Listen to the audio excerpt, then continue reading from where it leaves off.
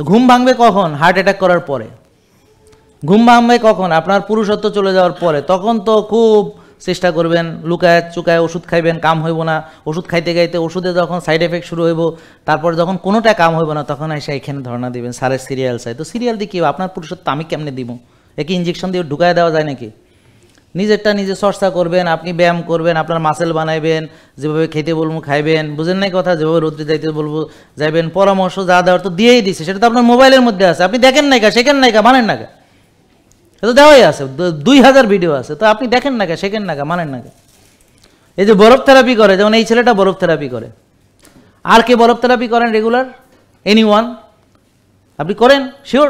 আলহামদুলিল্লাহ, ওই যে 2-3 জন। আর তাহলে না করার দল কি ভারী নাকি করার দল ভারী? না করার দল ভারী। তাহলে রুগীর দল ভারী না সুস্থতার দল ভারী?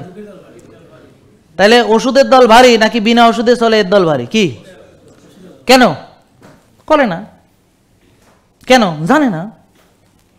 এই যে কথাগুলো জীবনে ডাক্তার বুঝাবে, জীবনেও না। কেন? কারণ ডাক্তাররা তো আর আপনার এইটা বুঝায় রুগী ভালো করে রুগী কমাইয়া ফেলানোর জন্য তো ডাক্তার হয়নি। মনে রাখবেন, যে কোনো বিজনেস কাস্টমার ছাড়া টিকবে না। এখন ধরেন আমি ডাক্তার হই, আমার কোনো রুগী নাই, তো আমি কি করুম?